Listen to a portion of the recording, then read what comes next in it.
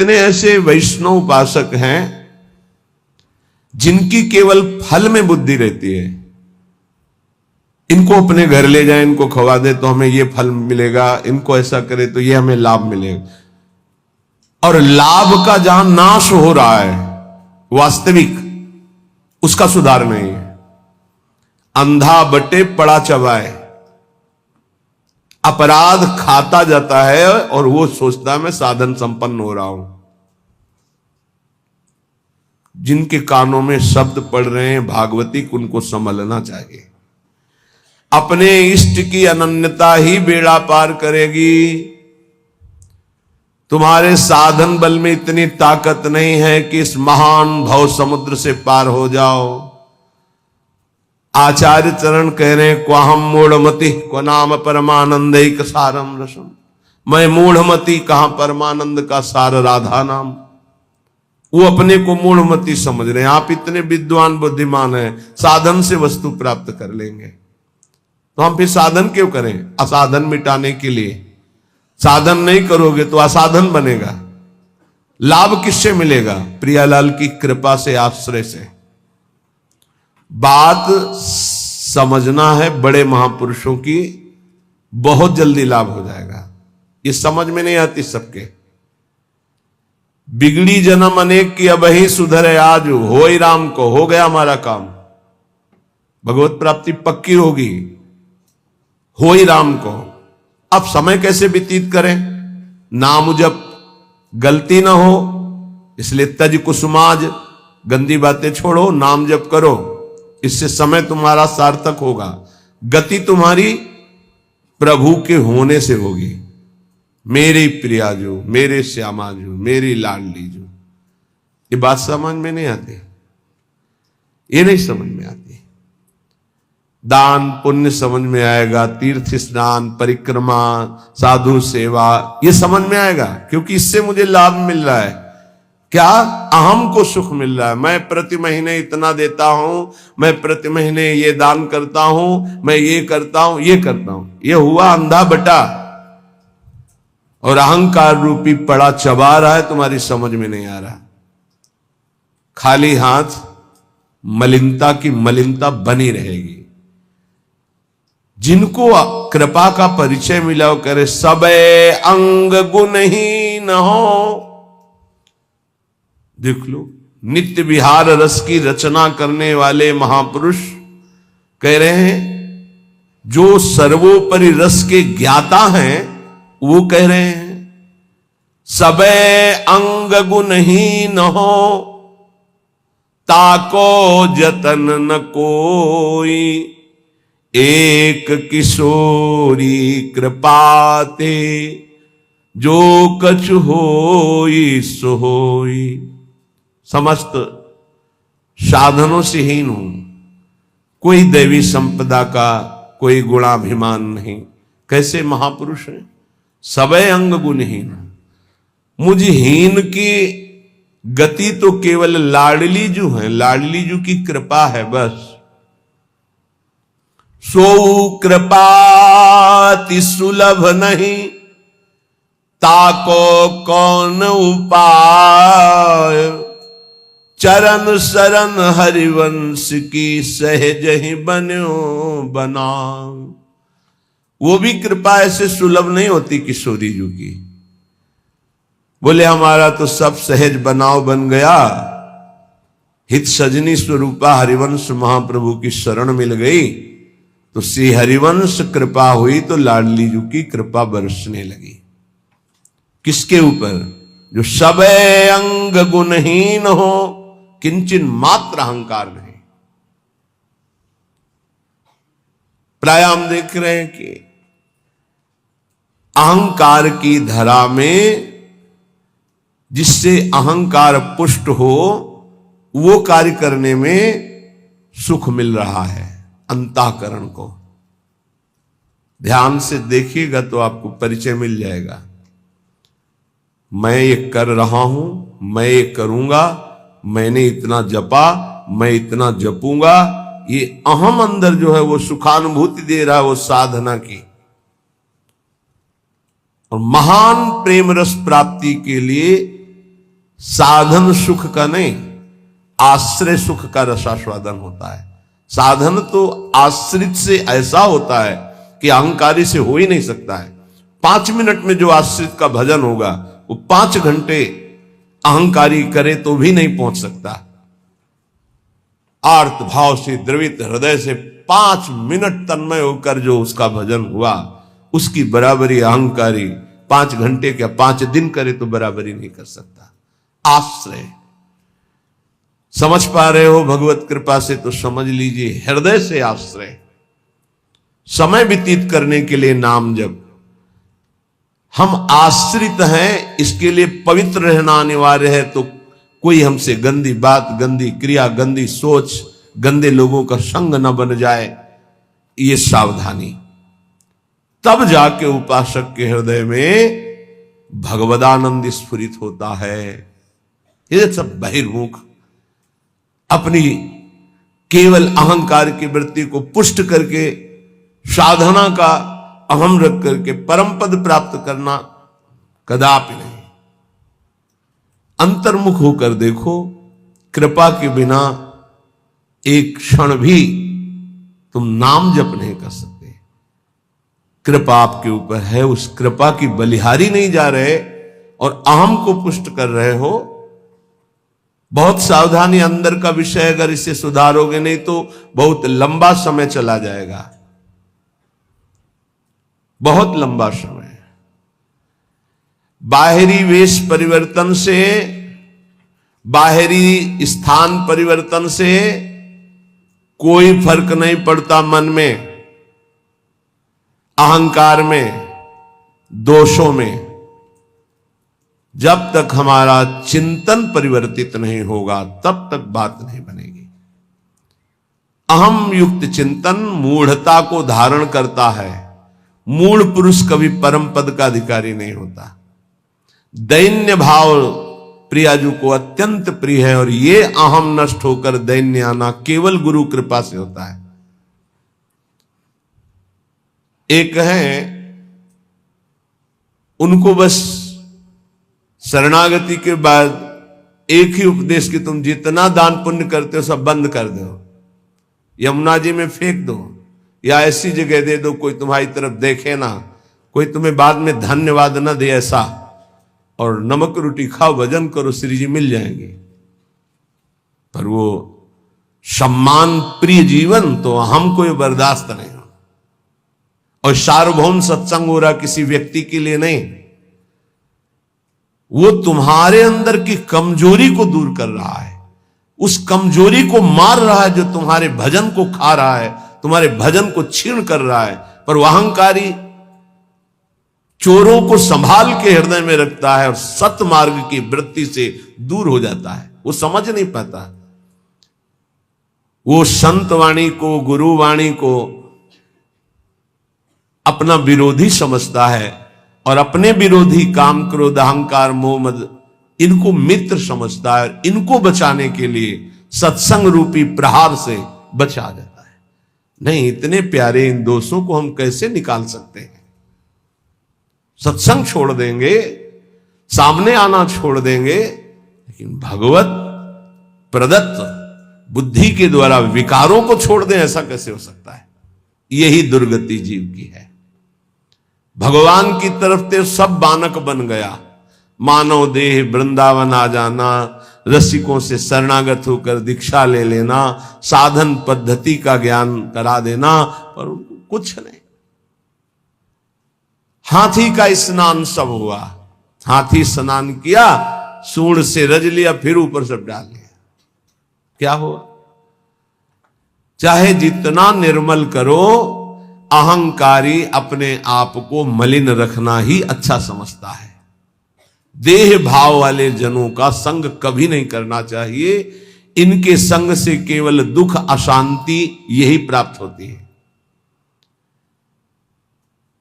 अपने को सदैव अहंकार रहित बनाने के लिए ही तो हम साधना कर रहे हैं। और हमारा बंधन है क्या? हमारा बंधन क्या है? संस्कृत मूल सूल प्रद नाना सकल सुखदायक अभिमाना। ये अहंकार ही तो बंधन है, और यही मिटाने के लिए जब हम गुरु शरण में होते हैं और जब अहंकार पर घन चलता है, भाग पड़ते हैं। अहंकार पर चोट नहीं होनी चाहिए। फिर मिटाना किसको था, साधना किसकी थी? इसलिए उपासक सावधान। श्रीपाद प्रबोधानंद जी कह रहे हैं, भ्रातस्ते किमु निश्चयेन विदितः स्वस्यांत कालः किमु त्वं जानासि महामनुं बलवतो मृत्युर्गतिस्तंभने मृत्युस्तत्करणं प्रतीक्षत इति त्वं वेत्सि किं वा यतो बारंबारमसंक एव चलसे वृंदावनादन्यतः। भ्रातस्ते किमु निश्चयेन विदितः स्वस्यांत कालः किमु। ए भाई, क्या तुम जान गए हो कि तुम्हारा मृत्यु का समय कब है? तुम निश्चित जानते हो? तो उत्तर आएगा नहीं, नहीं जानता। तो फिर तुम बलवान मृत्यु की रोकने की गति क्यों नहीं प्राप्त कर रहे? जहां तुम्हें मृत्यु छू न सके ऐसी स्थिति में क्यों नहीं पहुंचना चाहते हो? क्यों बार बार जन्मना मरना पसंद करते हो? अर्थात इस भयावह दुखालय संसार से तुम मुक्त होने का उपाय क्यों नहीं कर लेते हो? तुम्हें पता है एक दिन मृत्यु आएगी, उस दिन का मुझे पता नहीं। हे भाई, तू बलवान मृत्यु को रोकने का उपाय क्यों नहीं कर रहा? क्या उपाय? रोकने का क्या उपाय? हमारी जो शरीर से तन्मयता है, तन्मयता हट जाए और प्रभु में तन्मयता हो जाए, तो जैसे सांप ने आक्रमण किया, कपड़ा उतार के फेंक दिया, वो उसी को काट रहा है, मेरे ऊपर कोई फर्क नहीं पड़ा। ऐसे ही हमारा कपड़ा है ये स्थूल देह, केवल स्थूल देह पर प्रहार होता है मृत्यु का।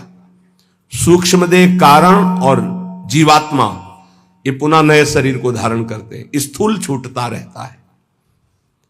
श्रीपाद कह रहे हैं, जब तुम्हें अपनी मृत्यु का पता नहीं और मरोगे, तो तुम उपाय क्यों ऐसा नहीं कर लेते जिससे मृत्यु तुम्हें स्पर्श न कर पावे? जब तुम्हारी मृत्यु होगी तो तुम्हारा कुछ नहीं होगा इस मृत्यु लोक का। तो अपनी श्वासें ऐसी जगह क्यों नष्ट कर रहे हो जहां कुछ तुम्हें नहीं मिलेगा? कई बार प्रार्थना की है, मानो आपको एक ऐसे देश भेजा जाए जहां बहुत सब सुविधाएं मिल जाएंगी, खूब भोग भोगो, रुपया पैसा मकान सब, लेकिन वीजा है आपका, उसके तिथि तारीख पूर्ण होने पर आपको तुरंत वापस बुलाया जाएगा। जब वहां से वापस बुलाया जाएगा तो कुछ नहीं, कपड़ा भी उतरा लिया जाएगा। बोलो, ऐसे देश में रहना पसंद करोगे जाना? विचार करके देखो, कपड़ा भी उतरा लिया जाएगा, फिर देश से बाहर निकलो। चाहे जितना पुत्र पुत्री परिवार, रुपया पैसा, गाड़ी घोड़ा मकान सब एकत्रित कर लिया, लेकिन जब उस देश का वीजा खत्म होगा तो कपड़ा भी उतरा लिया जाएगा और आपको भगा दिया जाएगा। बोलो, ऐसे देश में रहना पसंद करोगे, राजी रहोगे? सब कोई कहेगा नहीं। तो ऐसे ही देश में तो रह रहे हो, इसी देश में रह रहे हो, इसका नाम मृत्यु लोक है। हर सुविधा, हर विधान, हर आपका किया हुआ संकल्प कार्य सब का सब आपका यहीं रह जाएगा। ये कपड़ा भी उतरा लिया जाएगा, स्थूल शरीर भी यहीं भस्म कर दिया जाता है, इसको भी नहीं ले जा सकते, छोड़, इसको भी छोड़ करके सूक्ष्म शरीर, कारण शरीर और जीवात्मा, ये पुनः आगे पुनरपि जननम पुनरपि मरणम पुनरपि जननी जठरे शयनम। आप विचार करो कि आप बुद्धिमान हो। यदि परम कृपालु प्रभु का आश्रय लेकर नाम जप नहीं कर रहे और विषय भोगों में, नाना प्रकार की धन संपत्ति में, नाना प्रकार के व्यवहार बढ़ाने में अपना समय नष्ट कर रहे हो, तो तुमको ये ध्यान रखना चाहिए कि तुम इस देश में हो, मृत्यु लोक में हो, जहां से भगाया जाएगा वीजा खत्म होने पर, श्वास पूरी होने पर। तो आपका शरीर भी आपके साथ नहीं होगा, कपड़ा तक उतरा लिया जाएगा। ये शरीर हमारा कपड़ा है। वशांश जीर्णानि यथा विहाय, इसे कपड़ा ही कहा है भगवान ने। क्या बुद्धिमान हो तुम, इतना दिव्य मानव देह मिलने के बाद कमा के क्या जा रहे हो? पाप और पुण्य की पोटरी लेकर फिर वही दुर्गति। इसलिए भाई, मृत्यु तुम्हारा इंतजार नहीं कर रही। भाई बेटी का ब्याह रहेगा, पूरा कर ले तो हम थोड़ा भी, या थोड़ा अमुक कार्य रह गया, नहीं, तत्काल प्रहार करेगी, बस समय आने दो। चाहे वो पुण्यात्मा हो, चाहे महात्मा हो, चाहे दुरात्मा हो, सबके ऊपर उसका प्रहार होता है। पर महात्मा अपनी स्थिति इतनी ऊंची उठा लेता है कि मृत्यु जनित उसको दुख नहीं होता। जैसे मत वाले हाथी के गले से फूलों की माला कब टूट के गिर गई पता नहीं चलता, ऐसे भगवत प्राप्त महात्मा का शरीर कब छूट गया उसको कोई पता नहीं, क्योंकि हर समय जिसमें रमण कर रहा था वो उसी में रमण करता है। शरीर एक स्वप्न की तरह छूट गया। इसलिए मेरी प्रार्थना मान ले भ्रातस, ए भाई, बारंबार असंख्य चल से वृंदावनादन्यतः। वृंदावन, प्रिया प्रीतम, प्रेमी जन, भगवान नाम, इनको तू छोड़कर बार बार अन्य चिंतन करता है, अन्य क्रियाएं करता है, अन्य बातों में मन लगा रहा है। तुझे डर नहीं लग रहा कि तेरी मृत्यु होने वाली है? बहुत भयावह संसार है, बहुत भयावह। क्योंकि आपको भुलावे में डाल दिया गया इसलिए आपको ऐसा नहीं लग रहा। यहां प्रति मिनट, प्रति सेकंड ऐसे सावधान है जैसे युद्ध क्षेत्र में चारों तरफ से बाण चल रहे हो और वो महारथी अतिरथी वीर अपने को बचाते हुए निकल रहा हो, ऐसे चला जा रहा है। एक एक सेकंड सावधान, नेत्र खुले, हर समय मंत्राकार वृत्ति, कभी भी शरीर छूट सकता है। क्यों? क्योंकि पता है ऐसी स्थिति है। आपको एकदम भुलावे में डाल दिया गया है। आपके पास वो पार्षद नहीं है जो आपको सावधान करे। बड़ी कृपा है जिनको भगवान ने ऐसी बुद्धि दे दी, ऐसी विवेक दे दिया, यहां से चलना है, रहना नहीं, देश बिराना है। सबसे सबकी सेवा करो, सबको प्यार करो। वो प्यार, वो सेवा एकमात्र भगवान के प्रेम के लिए, भगवान की प्राप्ति के लिए। खूब धन कमाओ धर्म पूर्वक, दूसरों को सुख पहुंचाओ और उस सुख को भगवान के चरणों में समर्पित करो, तो सुख सिंधु भगवान तुम पर प्रसन्न हो जाएंगे। मृत्यु पर तुम विजय प्राप्त कर लोगे। ए भाई, बार बार धाम छोड़कर, नाम छोड़कर, प्रिया प्रीतम को छोड़कर संसार का चिंतन करते हो, पता है किसी भी श्वास में तुम्हारे ऊपर मृत्यु का प्रहार हो जाएगा। इसलिए कृष्णानंद रसाम्बुधे परतरम सारम विचित्रोज्ज्वला कारम पारगतैरपि श्रुति शिरो वृंदस्य नेक्षम मनाक् श्री वृंदा विपिनम सुदुर्लभतरम प्रत्यासमासाद्य भो क्षुद्रासा कुपी साचिका वशगतो वम भ्रम्य से किम बही।